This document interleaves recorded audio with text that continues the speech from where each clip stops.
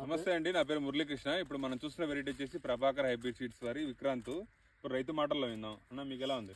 Sir, నా పేరు రామాంజనేయులు, నాగరదొడ్డి గ్రామం, మల్దకల్ మండలం, జోగులాంబ, గద్వాల్ జిల్లా. సార్, ఈ విత్తనం వచ్చేసి చాలా మంచి రకం సార్. మేము పోయిన సంవత్సరం వేసిన విత్తనాలతో పోల్చుకుంటే ఇది చాలా బెటర్ ఉంది సార్. ఈ వెరైటీ విత్తనం వచ్చేసి పైర పెట్టినప్పటి నుంచి రోగానికి అన్నిటికీ తట్టుకునగలుగుతుంది సార్ ఈ వెరైటీ.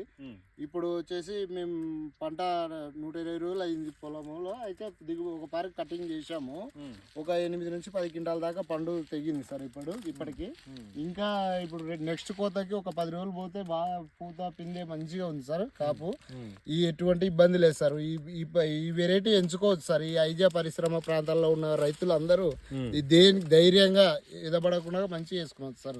ఈ విక్రాంతి 430 నెంబర్ సార్ ఈ విత్తనం అనేది. ఈ రకం చాలా మంచిగా ఉంది సార్. మాకు ఎటువంటి ఇబ్బంది లేదు సార్. తెగుళ్ళకి అన్ని రకాలుగా తట్టుకునగలుగుతుంది సార్. సెకండ్ కాపు కూడా మంచిగా వస్తుంది సార్. చాలా బాగా వచ్చింది మాకు పైరు.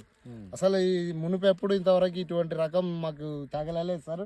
ఈసారి వచ్చింది. నెక్స్ట్ మా చేనుపక్కల రైతులందరూ కూడా ఈ రకం ఎక్కడ తెచ్చావు, ఏ కంపెనీ అని అడుగుతున్నారు సార్. మమ్మల్ని అయితే ధైర్యంగా వేసుకోవచ్చు. రైతులు ప్రతి ఒక్కరు నా పొలంలోకి వచ్చి చూసిపోతున్నారు సార్. రోజుకు ఒకరు ఇద్దరు పక్కల తోటి రైతులు, వేరే ఊరు వాళ్ళు, పక్క వాళ్ళు కానీ అందరూ బాగా మంచిగా ఉంది పైరు అని అంటున్నారు సార్. మాకు ఎటువంటి ఇబ్బంది లేదు సార్. ఇది విక్రాంతి 430 సార్ నెంబర్ వచ్చేసి. చూశారు కదండి, రైతు మాటల్లో విన్నారు.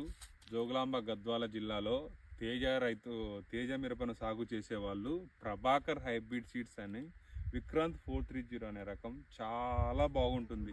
తెగుళ్ళు తక్కువ, దిగుబడి ఎక్కువ, కాపు కూడా చాలా ఫుల్గా ఉంటుంది. చెట్టుకు నిండా 5-6 బ్రాంచెస్ వస్తాయి. అంటే ఒక మొక్కకి సైడు పంగలు 4-5 వచ్చేసి బాగా దట్టమైన కాపుతో అత్యధిక దిగుబడి ఇచ్చే రకము విక్రాంత్ 430.